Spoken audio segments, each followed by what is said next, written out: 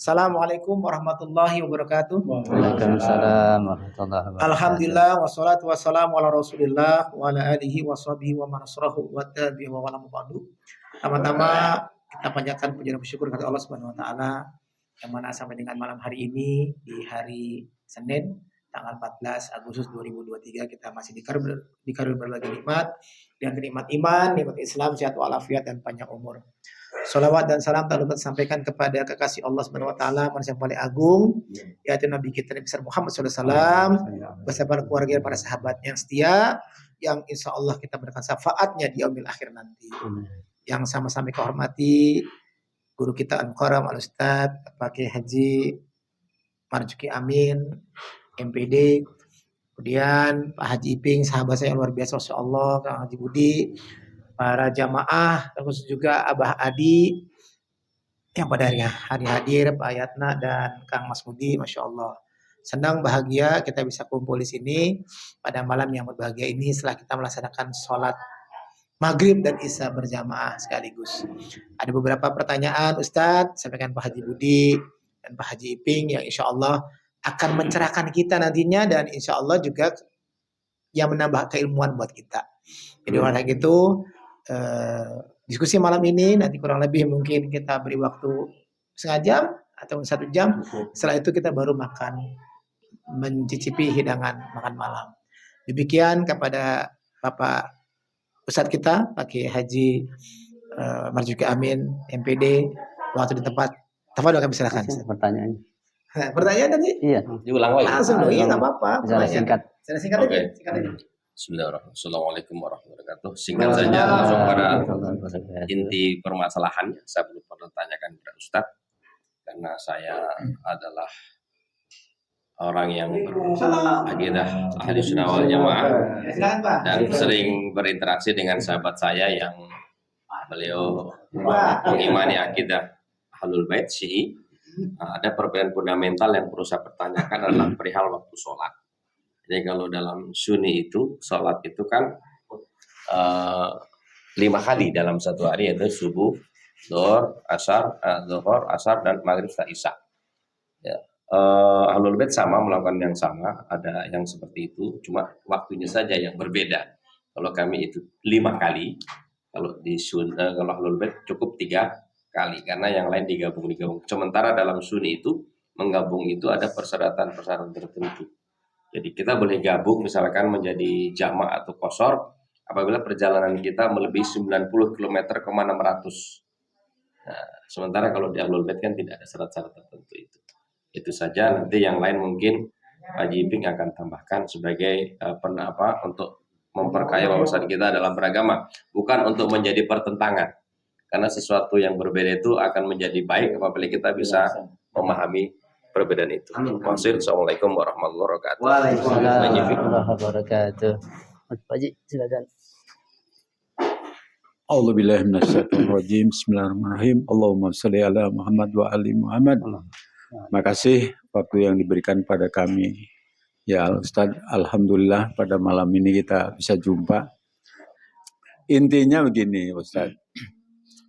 Sebagai sama-sama kita sebagai umat Rasulullah Muhammad, ada beberapa faksi ya kalau tidak saya lihat.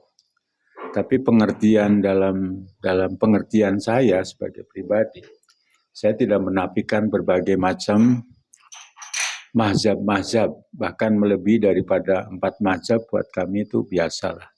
Karena satu arah sebenarnya tujuannya adalah Allah Ta'ala.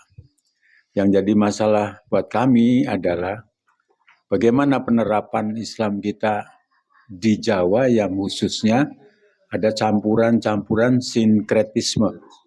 Karena sebenarnya dari dulunya perjuangan Wali Songo itu sudah bisa dikatakan berhasil mempersatukan kita sebagai anak cucunya untuk berada di wilayah agama yang Allah ridhoi. Cuman belakangan kemarin itu kan kami suka bingung tuh. Ada aliran baru yang menafikan sholawatun nggak boleh, tahlilan nggak boleh. Yang namanya, ini yang kadang-kadang jadi persoalan buat saya. Kan ya juga katanya aja Mana dalilnya? Mana dalilnya? Padahal Rasulullah tidak memberikan. Ya masa Rasulullah waktu hidup mengulang tahun diri sendiri kan enggak dong. Kami sebagai orang-orang yang sebagai pengikut umat Rasulullah yang kami rasanya cinta. Tadi terus terang Ustaz, waktu ruku saya ngikutin Ustaz. Hampir netes air mata saya. Karena ruku apapun Ustaz selalu menyebut Rasulullah, berselawat terus. Kami selama ini kalau ruku sujud yang diucapkan apa sih? Subhanallah wa bihamdihi, subhanallah wa bihamdi, subhanallah wa bihamdi. Sedangkan Ustaz subhanallah wa bihamdi, Allahumma sholli ala Muhammad wa ali Muhammad. Saya dalam hati saya benar-benar ini. Saya hanya perlu penjelasan berbagai masalah itu bagaimana kedudukannya di mata kita sebagai katakanlah pengikut umat Rasulullah yang mengambil di bagian Syiah. Karena menurut saya pandangan Syiah itu pandangan kita imam terhadap Imam Ali. Memang sebelum Rasulullah sebelum meninggal itu Rasulullah benar seperti itu. Tapi kan pada waktu Ali, nah kita kan mengimani Ali kan begitu. Demikian Ustaz, terima kasih. Assalamualaikum warahmatullahi wabarakatuh. Waalaikumsalam warahmatullahi wabarakatuh. Bismillahirrahmanirrahim. Assalamualaikum warahmatullahi wabarakatuh. Waalaikumsalam warahmatullahi wabarakatuh. Alhamdulillahi rabbil alamin wal aqibatu li ahli taqwa wal yaqin wala udwana illa 'alal zalimin. Asyhadu an la ilaha illallah wahdahu la syarika lah wa asyhadu anna sayyidana wa nabiyyana Muhammadan 'abduhu wa rasuluh. Allahumma salli ala Fatimata wa abiha wa ba'liha wa baniha wa sirril mustawda'i fiha bi'adadi ma ahata bihi ilmak. Rabbi syrah li sadri wa yassir li amri wahlul 'uqdatam min lisani yafqahu qawli, amma ba'du. Yang kita hormati dan kita muliakan Sahabat Bait Bapak Haji Dede sekeluarga yang telah berkenan menerima kita sebagai tamunya, dan kita bersyukur pada Allah. Semoga kita doakan beliau panjang umurnya, sehat badannya, mudah rezekinya, dan sukses dalam hidupnya insya Allah. Amin ya rabbal alamin. Juga yang kita hormati Bapak Haji Iping, orang tua kita, insya Allah banyak memberikan pengalamannya pada kita, dan Bapak Budi yang juga cukup semangat dalam menjalankan syariat Islam dan memahaminya insya Allah, dan semua rekan-rekan yang saya muliakan. Alhamdulillah wa syukurillah Allah pertemukan kita di tempat yang mulia ini, tempat yang sejuk, yang nyaman, yang menenangkan hati kita. Dan insya Allah kita berdiskusi tentang beberapa hal yang insya Allah bermanfaat buat kita insya Allah. Mudah-mudahan yang saya sampaikan bisa bermanfaat buat diri saya sendiri, buat keluarga saya, buat kita semuanya insya Allah. Tentu banyak kekurangan, banyak kejanggalan, dan insya Allah saya berusaha untuk sebisa mungkin menjawab apa yang ditanyakan tadi, walaupun itu dengan penuh kekurangan, nah terbatasnya pengetahuan yang saya miliki. Dalam berdiskusi itu perlu kita menyepakati landasan berpikir, namanya mabna. Nah, selama landasan berpikir belum disepakati, nanti jadi kemana-mana dan tidak akan menghasilkan apa yang kita inginkan. Lalu kita sepakati landasan berpikir. Dan secara global saya akan sampaikan sebagai mukadimah sebagai landasan berpikir kita, dan juga dalam menjawab pertanyaan yang diajukan kepada saya secara global tentunya. Dan ini akan memudahkan kita nanti mencerna dan memahami berbagai masalah dalam Islam. Sangat penting sekali landasan ini. Dan secara global saya akan sampaikan insya Allah. Mudah-mudahan ini bermanfaat buat kita semuanya. Yang pertama adalah bahwa Allah menciptakan kita sebagai manusia. Tujuan Allah dengan bahasa yang gamblang, yang mudah, bukan bahasa filsafat, bukan bahasa irfan. Tujuan Allah adalah ingin membahagiakan kita, ingin memasukkan kita ke surga. Itu tujuan Allah menciptakan kita manusia. Tujuan ini dengan bahasa yang mudah, yang bukan bahasa irfan, bukan bahasa filsafat. Ya. Nah, untuk itu Allah juga, karena Allah Maha Adil, Allah Maha Bijak, Allah Maha Kuasa dan seterusnya, untuk masuk surga atau memperoleh kebahagiaan dunia dan akhirat, tentu dengan diuji. Tidak mungkin tanpa ujian. Itu sudah kebijakan dan keadilan Allah Subhanahu wa Ta'ala. Nah, untuk tujuan itu mencapai kebahagiaan lahir batin dunia dan akhirat. Nah, perlu adanya pembimbing. Allah menciptakan manusia dengan seperangkat yang dibutuhkan alam semesta ini. Allah menciptakan matahari, rembulan, lautan, hewan, pohonan, tumbuhan, semua untuk manusia, kebutuhan manusia. Nah, kemudian Allah juga menurunkan atau menunjuk pembimbing, ya, yaitu para nabi, para rasul. Allah yang milih langsung, Allah yang menunjuk langsung, dan tidak ada pemilunya.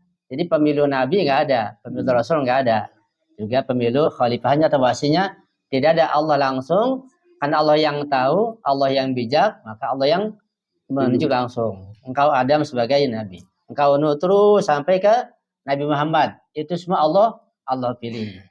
Ini kita sepakat ya? Sepakat. Ya. Itu poin yang pertama. Tujuan Allah ingin membahagiakan kita lahir batin dunia dan akhirat. Kenapa kita kebahagia? Ini karena ada yang salah.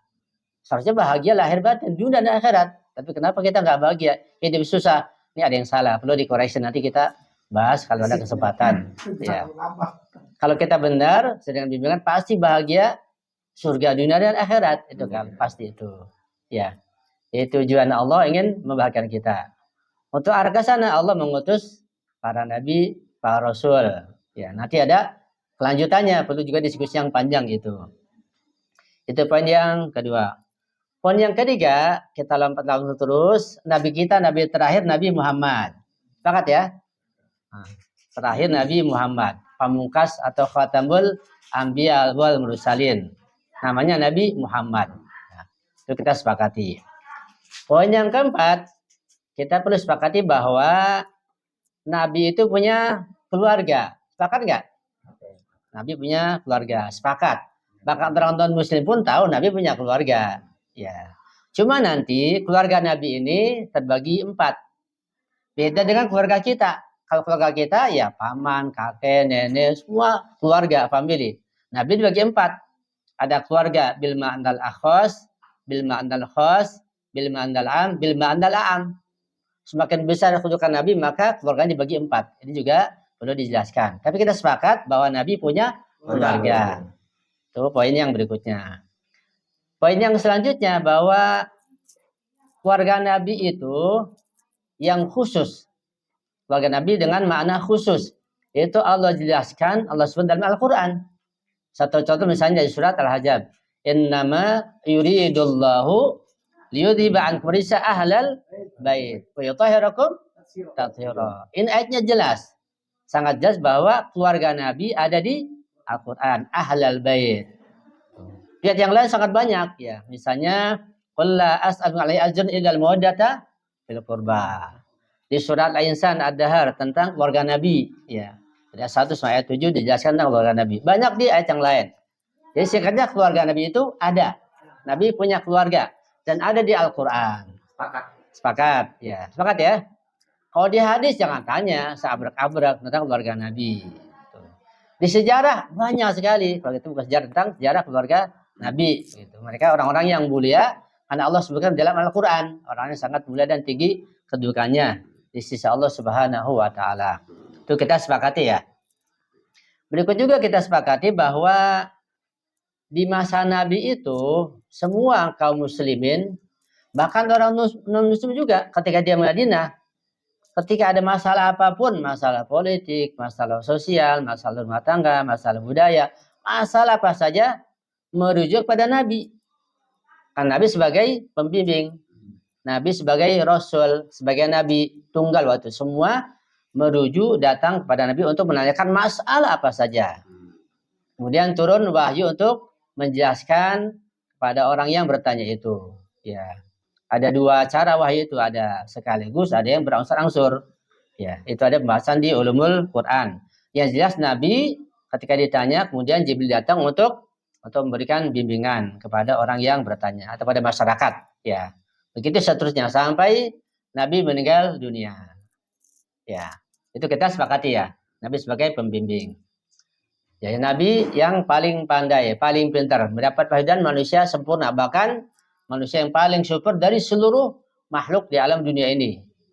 Nabi, ya, lebih mulia dibanding malaikat, dibanding jin, dibanding semua manusia, bahkan dibanding semua nabi dan rasul, nabi kita paling mulia, paling pandai, paling menonjol, bahkan paling awal dalam penciptaannya. Tapi penciptaan ruhnya, karena fisik kan terakhir. Fisiknya ini ke-25, tapi kalau ruhnya, kata beliau, ya kuntu nabiyan wa Adam bainatin wal ma, aku sudah jadi nabi. Nabi Adam masih dalam adonan. Itu ruhnya penciptaan. Itu ada pembahasan tersendiri tentang awal makhluk yang Allah ciptakan. Kita sepakat Nabi sebagai pembimbing di masa Nabi. Semua merujuk pada Nabi. Nah, di masa Nabi juga sudah ada ikhtilaf, ada perbedaan pendapat di antara sahabat sendiri. Sudah ada. Cuma Nabi masih ada, bisa selesai begitu. Ya, satu contoh yang ada di kitab Sahih Bukhari misalnya, ya dijelaskan di sana, yaitu ketika dalam suatu peperangan, ya perang Nabi tidak ikut, ya perang Sariyah, Nabi tidak ikut. Kemudian ketika perang kan tetap wajib sholat, ya tidak ada air, dan cara tayamum belum dijelaskan oleh Nabi secara menyeluruh. Kan syariat berangsur-angsur, tayamum dijelaskan. Nah ini kita mau sholat nggak ada air, bagaimana tayamumnya? Ada ihtilaf antara Umar dan Ammar bin Yasir begitu. Ihtilaf, ya. Cara tayamum kan nggak tahu, baru dengar sepintas saja. Ammar bin Yasir dia guling-guling di tanah tayamumnya. Kalau saya kan gini, harusnya kan gini harusnya gitu. Kita tayamum. Kan gitu tangan doang, selesai. Karena belum tahu guling-guling Ammar bin Yasir, dia sholat gitu. Jadi junub nggak ada air, tayamum begitu. Kalau Umar nggak sholat, ada di kitab Bukhari gitu. Umar nggak sholat karena gimana, nggak ada air. Saya nggak tahu, sudah nggak sholat aja. Karena Nabi setiap kali menjelaskan masalah yang dapat dari Allah, pertama kepada keluarganya dulu. Keluarganya paham, jelas, detail, baru ke yang lain. Yang lain terkadang ada yang di perjalanan, ada yang di peperangan, ada yang di tempat. Sepintas doang. Sepintas doang begitu. Dengar. Itu sudah ada ihtilaf, dan banyak hal yang lain ada ihtilaf di masa Nabi, cuma selesai gitu. Selesai masalahnya. Iya, karena ada Nabi. Dan di masa Nabi juga ada kaum munafikin. Ya, ini penting ini. Di masa Nabi sudah ada kaum munafikin di Madinah terutama. Mana buktinya? Di Al-Quran ada surat Al-Munafikun. Ini bukti ada kaum munafikin. Kalau nggak ada di Al-Quran mana mungkin disebutkan. Bahkan di berbagai surat ada kaum munafikin dijelaskan. Di surat Al-Munafikun sendiri, di surat Al-Jum'ah, bahkan di Al-Baqarah ada kaum munafikin. Mereka menampakkan keislamannya, ikut sholat, ikut perang, ikut macam-macam, tapi di hatinya ingin menghancurkan Islam. Ya. Jadi perlu kita sepakati bahwa di masa Nabi sudah ada kaum munafikin. Ya, itu sudah jelas. Quran menjelaskan, banyak ayatnya, sejarah juga mencatat, dan banyak bukti yang menjelaskan bahwa kaum munafikin sudah ada sejak Nabi masih hidup. Kemudian berkembang setelah Nabi meninggal dunia. Sampai di sini kita sepakat ya? Sepakat. Ya. Sebagai bukti munafikin, Heeh. munafik. Ya. Munafikun. Nah, kemudian juga menjelang akhir hayat Nabi, Nabi menyampaikan wasiatnya. Tapi ini bukan wasiat yang pertama. Sepanjang dakwah Nabi itu wasiat sudah disampaikan. Sejak awal-awal dakwah Nabi sudah disampaikan. Gitu. Ini wasiat ketika menjelang Nabi meninggal dunia itu untuk pamungkas, untuk menekankan betapa pentingnya. Ada di kitab Sahih Bukhari wasiat Nabi itu. Wasiat terakhir, tapi itu wasiat sudah disampaikan sebelumnya. Yang sudah banyak. Ya. Dan ketika sahabat semua berkumpul, mereka melihat Nabi sakit, wanita dan juga laki-laki berkumpul, Nabi mengatakan, bahasa kitanya ambilkan aku pulpen dan kertas. Itu bahasa kita gitu. Sebab di masa itu kan nggak ada kertas, adanya kulit, daun apa. Jadi bahasa kitanya, ambilkan aku pulpen dan kertas. Aku ingin menulis wasiat yang kalau kalian mengamalkan wasiatku ini, kalian tidak akan tersesat setelahku selama-lamanya. Itu wasiat Nabi yang terakhir. Tapi sebenarnya sudah dijelaskan juga wasiat itu, sudah ada. Ini terakhir penekanan saja. Kata sebagian mereka, enggak usah dilaksanakan wasiat Nabi gitu. Bagian mengatakan, Nabi sedang mengigau. Nabi lagi ngawur begitu. Enggak sadar, baca, pasti dilainin. Bagian mengatakan, ambilkan kertas, ambilkan pulpen. Ribut mereka. Sampai Nabi marah. Sudah kalian keluar semuanya. Nabi marah di situ. Hanya wasiat itu enggak ditulis. Kalau ditulis, terjadi kekacauan. Karena Nabi sudah dituduh, sudah sedang meracau, sedang mengigau. Nah kita bertulis wasiat, enggak diterima juga. Nabi sedang mengigau, berapa diterima? Jadi nggak ditulis wasiat itu. Walaupun wasiat sudah ada sebelumnya di hadis-hadis yang lain banyak sekali. Itu. Ada sahabat yang terang-terangan menolak wasiat tersebut. Bahkan ada pertambahannya kata sahabat itu, hasbuna kitabullah. Ada di kitab Bukhari. Kita cukup dengan Al-Quran, nggak perlu wasiat, nggak perlu hadis Nabi. Hasbuna kitabullah. Kita cukup dengan Al-Quran saja, nggak perlu hadis, nggak perlu wasiat Nabi. Ada sahabat yang mau ngomong begitu. Udah seperti itu ada di kitab Sahih Bukhari.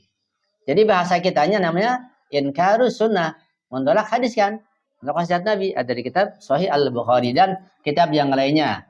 Menjelang akhir hayat Nabi ketika itu, sampai Nabi meninggal dunia, wasiat terakhir nggak ditulis, padahal wasiat yang lain sudah banyak, sudah tersebar ke mana-mana.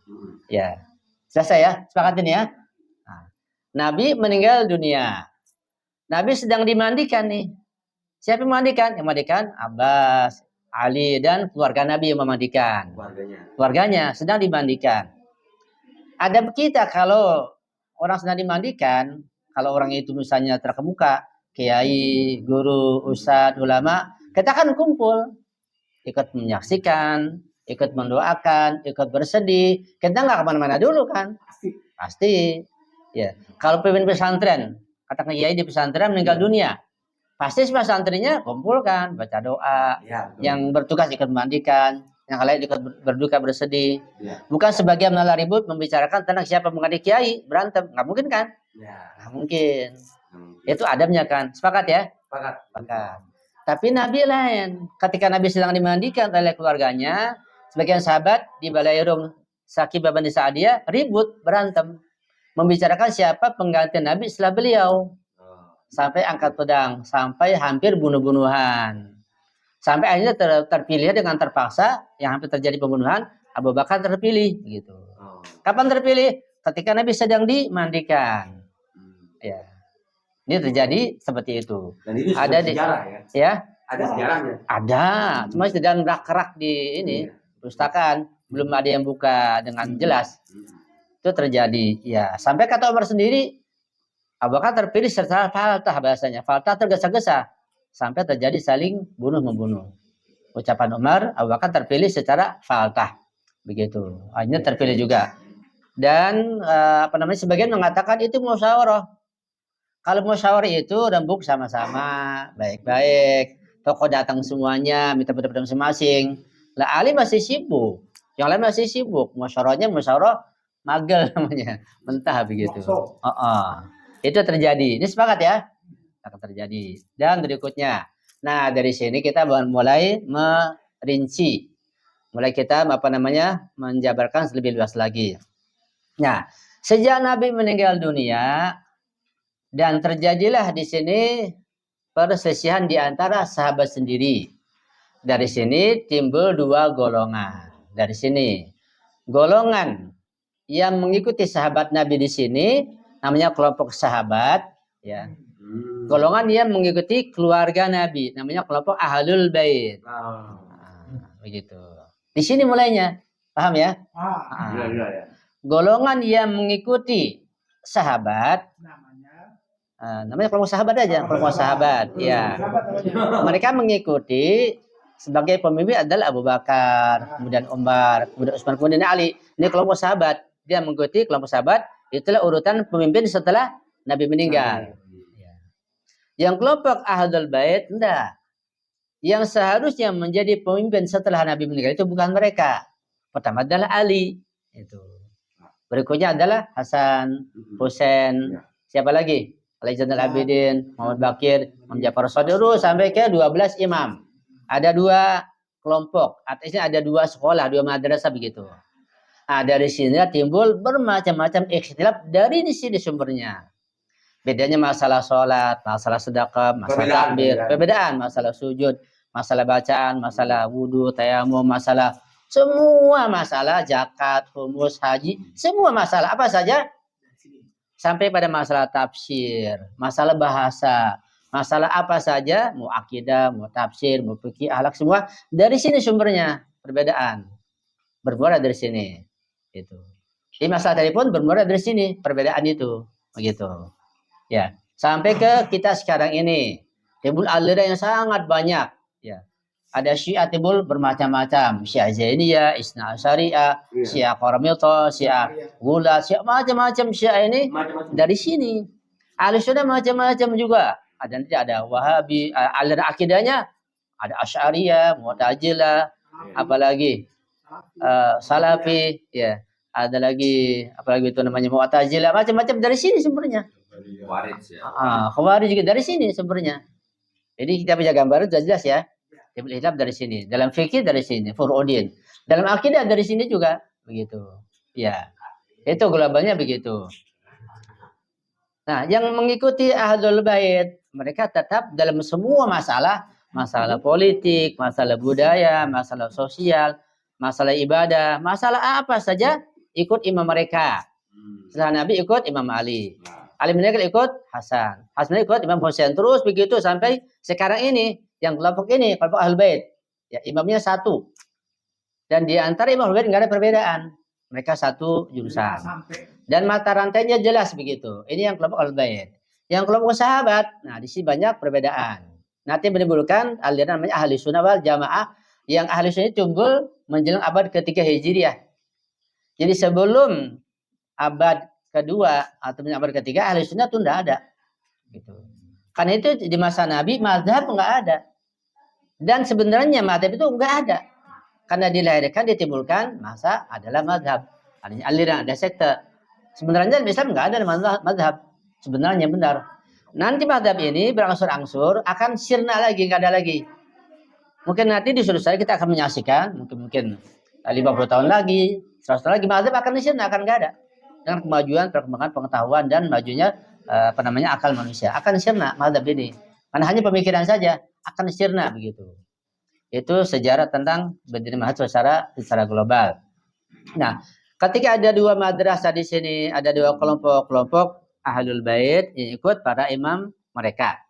Kelompok Ahli Sunnah, ya di sini terjadi juga kekacauan. Kan setelah Abu Bakar kan Umar. Abu Bakar terpilih dengan cara musyawarah. Umar terpilih dengan cara wasiat. Beda. Wasiat dari Abu Bakar. Iya. Kemudian Utsman terpilih dengan cara 5 orang yang ditunjuk. Ali secara demokrasi. Muawiyah bagaimana? Perebutan kekuasaan. Terus Raja Muawiyah. Abbasiyah bagaimana? Kacau sekali. Di sini para pemimpin Ahli Sunnah ini terjadi kekacauan. Enggak jelas siapa pemimpinnya. Begitu. Tetapi walaupun demikian, ada 2 kelompok besar ini. Setiap kali ada masalah agama yang pelik, di masa Abu Bakar, tanya ke Ali. Umar tanya ke Ali. Utsman tanya ke Ali. Apa saja. Karena banyak masalah agama yang sangat pelik. Ketika datang orang Yahudi, orang datang Nasrani bertanya, nggak bisa dijawab. Pergi hal siapa aja menyangkut isi Taurat. Siapa yang tahu? Isi Injil, siapa yang tahu? Ali terpaksa dipanggil. Beliau menjawab dan menjelaskan. Itu banyak sekali contohnya. Ya. Sampai kata Umar, laula Ali lahalaka Umar. Kalau tanpa Ali, hancurlah Umar. Karena semuanya ya Ali yang menjelaskan begitu. Satu contoh lah misalnya, ketika ada seorang wanita berzina, ya, dan dia mengaku berzina, dan ada buktinya. Di Islam apa? Apa namanya hukumannya? Dirajam atau dicambukkan? Ya kalau zina muhsan dirajam, kalau bukan muhsan dicambuk, begitu. Nah sampai dia hamil, sudah hamil ini udah hamil, baru ketahuan, baru ditangkap. Hanya kata Umar, di masa Umar ini. Nah, karena dia berzina, dirajam. Wajan muhsan, begitu. Disiapkan wajib dirajam. Ketahuan sama Ali, wahai Umar, kalau engkau merajam wanita ini karena berzina, terus bayi dalam perutnya salah apa? Karena sudah hamil. Kalau engkau merajam wanita ini karena berzina, tapi ini bayi dan perutnya salah apa? Oh, enggak bisa jawab. Kalau dilanjutkan berarti dosanya membunuh anak dan perut. Hanya digagalkan ya. Kita terima hukum Ali. Bahwa rajam ditulis sampai dia melahirkan begitu. Ini satu contoh. Sama kata Umar, laula Ali lahalaka Umar. Ya. Banyak contoh yang lain seperti itu. Jadi singkatnya bahwa dalam masalah-masalah agama sekalipun, walaupun pemimpinnya adalah para khulafa ini, tetap mereka merujuk pada Imam Ali sampai pada masa-masa imam berikutnya begitu. Itu sudah jelas sejarah menjelaskan seperti itu sampai timbul masalah-masalah khilafiyah dalam akidah, dalam fikih, dalam semua masalah ada perbedaan pendapat. Dan yang sangat disayangkan terkadang itu perbedaan juga terdapat menentang nas Al-Quran. Ini yang berbahaya. Quran mengatakan demikian, kemudian ditakwil, ditafsirkan sampai menentang Al-Quran. Ini sangat berbahaya. Jadi istilah pada sekarang ini, ya begini adanya. Nah kalau sekiranya seluruh ulama di dunia ini berkumpul sama-sama, musyawarah, rebuk, muktamar, seminar, katakanlah dari Indonesia 10 ulama, Malaysia 10 ulama, di Madinah, Mekah, Iran, kumpul semuanya membicarakan hal-hal yang disepakati. Katakan membicarakan hadis yang sahih, ini hadis sahih, ini yang dhaif. Yang sahih silakan pakai, yang enggak dibuang gitu, disimpan. Kira-kira akur enggak? Akur. Bakat kalau ulamanya kumpul. Bisa enggak? Ya bisa, ada pesawat, ya ongkos tinggal kumpul aja. Apa susahnya? Toh Qur'annya satu, nabinya satu, kiblatnya satu, sama semua bisa dikumpul. Semua satu. Satu, gampang, cuma nggak mau. Kenapa? Nanti belakangnya masih ada Amerika dan Zionis, nggak mungkin bisa terjadi hal itu. Contoh. Nggak usah itulah, terlalu jauh. Sholawat saja, surat Al-Ahzab ayat 56, ayat sholawat. Kalau sholawat ini dipahami dengan baik, dengan benar, jujur, diamalkan, bersatu semuanya. Dengan mengamalkan sholawat. Gimana caranya? Boleh pembahasan. Tapi karena masih belum bisa bersatu, masih cakar-cakaran, nggak bisa bersatu, nggak bisa kita yang di bawah ini ya jadi bingung menghadapi ikhtilaf yang ada sekarang ini. Kalau Quran betul-betul menyatukan kita, nah, karena ulamanya tidak mau bersatu, beda pendapat kita jadi bingung gitu. Padahal Quran jelas-jelasan mengajukan persatuan dan ada ayat-ayat yang kalau diamalkan pasti bersatu. Saya bilang nggak usah puluhan ayat yang kalau diamalkan pasti bersatu. Satu aja tuh udah, nggak usah puluhan ayat. Ayat sholawat saja diamalkan, pasti bersatu. Nah, dari sini timbul macam-macam perbedaan. Ya. Nah, kemudian juga yang memperkeruh juga di masa Khalifah Abu Bakar itu, beliau pernah mengumpulkan hadis dari para sahabat Nabi. Hadis di masa itu bukan di kertas atau dibukukan, enggak. Hadis di atas batu, di atas kulit, di atas daun, di atas macam-macam kan kayu tertulis. Ingatan gitu. Nah, Abu Bakar minta agar dikumpulkan hadis ini. Mereka dikumpulkan hadis itu. Ya. Setelah terkumpul dari sekian banyak sahabat, hadis itu dibakar oleh Khalifah Abu Bakar hadis itu. Terjadi ada di kitab hadis di sejarah, cuma nggak dibuka saja. Ketika dibakar bagaimana nanti? Kan hilang. Karena sejak awal ada mengatakan hasbuna kitabullah tadi, kita nggak perlu hadis dari situ. Hasbuna kitabullah. Kemudian di masa kekuasaan Khalifah Umar juga, dia pun pernah mengumpulkan hadis-hadis juga, dibakar juga. Terjadi pembakaran. Maka beliau melarang menulis hadis nggak boleh tulis. Takut nanti salah paham masyarakat antara Quran dan hadis, dilarang sekian tahun lamanya. Begitu. Jadi terjadi seperti itu. Sumber kekacauan dari situ dan sumber ikhtilaf ada di situ. Di masa ini kan dua madrasah ya. Kalau di madrasah para ahlul bait mereka masing-masing ikut imamnya. Apa kata imam ikut ibadah begini? Ya, begitu ya begitu ikut. Yang madrasah khalifah ini sahabat mereka beda pendapat satu dengan yang lainnya. Jadi macam-macam pendapat. Sehingga berikutnya sekarang ini kita di ahli sunnah. Di ahli sunnah itu sebenarnya banyak madhab, banyak imam madhab. Itu di masa Khalifah Abbasiyah. Saya lupa di masa siapa Mutawakil atau siapa saya lupa. Ya, ketika banyak ikhtilaf di ahli sunnah karena banyak imam madhab, ada Hanafi, Maliki, Syafi'i, Hambali, Auza'i, As-Sauri, Hasan Basri, ada lebih 10 madhab di situ di masa Abbasiyah. Ini ahli sunnah. Karena kacau, ribut dan terjadi juga pertikaian sampai bunuh-bunuhan, hanya Khalifah kemudian sudah kita berasi 4 madhab saja. Yang lain harus dihapus karena akan terjadi kekacauan kalau nggak dibatasi. 4 madhab dipilih ini tentu yang sejalan dengan pikiran pemerintah di masa itu. Yang menentang pastilah, itu udah sangat logis kan. Empat mazhab adalah Hanafi, Maliki, Syafi'i, Hambali. Empat ini. Kenapa yang lain enggak? Ya jelas alasannya. Gitu. Nanti empat terpilih. Dan juga setelah itu ditutup pintu istihad. Jadi enggak ada istihad lagi. Sejak masa itu sampai terus sampai hari kiamat harus ikut empat ini, empat orang. Empat mazhab itu. Empat mazhab. Ini pun mazhab dalam fikih kan. Jadi Hanafi, Maliki, Syafi'i, Hambali fikih. Akidahnya enggak. Akidah bagaimana? Akidah ikut Asy'ariyah, Abul Hasan al-Asy'ari dan Maturidiyah. Abu Hasan Maturidi. Jadi semua ada 6 imam. Jadi Ahlus Sunnah Jamaah punya 6 imam. Dalam akidah 2, Maturidiyah dan Asy'ariyah. Dalam fikih 4. Hanafi, Malik, Syafi'i, Hambali. Ini salah satu saja. Tapi ini pun di sebagian negara tetap ada perbedaan yang mencolok dan saling gontok-gontokan. Pasti. Kalau antum misalnya ke Maroko, Maroko ada Maliki kan, suratnya lurus. Iya. Antum surat begini, antum bisa dicerca. Iya. Padahal sama-sama ahli sunnah. Wahabi bukan ahli sunnah juga, tapi berantem dengan kayak NU, berantem juga. Jadi di tubuh ahli sunnah sendiri terjadi juga perbedaan yang sangat dahsyat dalam akidah dan dalam fikih.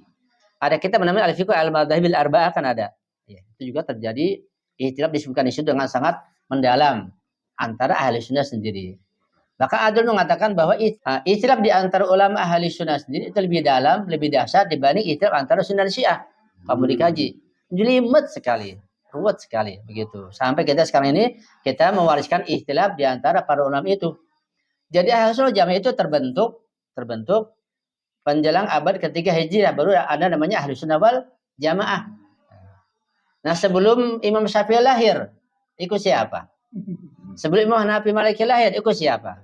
Karena Mereka berapa hampir 3 abad atau 2 abad setengah antara Nabi dan Imam Syafi'i. Iya. Beliau orang Palestina merantau ke Irak, ke Madinah, ke Mekah, ke Yaman juga. Saya menyebar.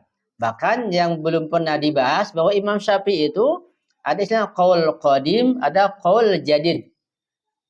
Kan Imam Syafi'i sejak kecil dia belajar di Irak, belajar di Madinah, sampai merantau kemana-mana.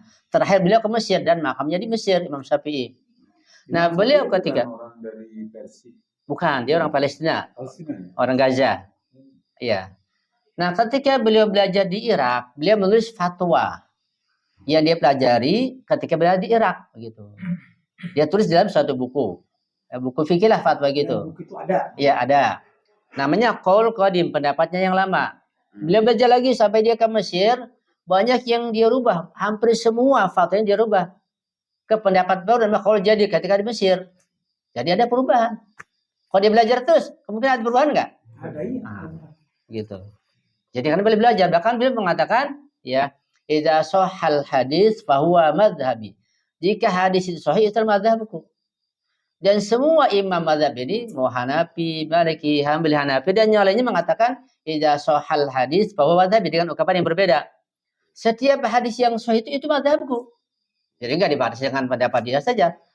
Karena banyak hadis yang belum mereka temukan, yaitu sahih itu madhab dia juga. Ini terungkap dalam suatu buku yang saya baca begitu. Jadi luas sebenarnya. Ya, jadi kita nggak boleh fanatik pada satu mazhab. Betul. Ini kita bisa disalahkan kalau kita fanatik satu mazhab karena beliau pun mengatakan ya boleh ikut siapa saja, berarti hadisnya sahih. Kan begitu tolak ukurnya. Bahkan pada hadis yang bertentangan Al-Quran, tinggalkan hadisku, ikut Al-Quran. Kata mereka semuanya begitu. Sepakat semuanya. Kita jadi begini sekarang ini gitu. Ya ini jelas ya.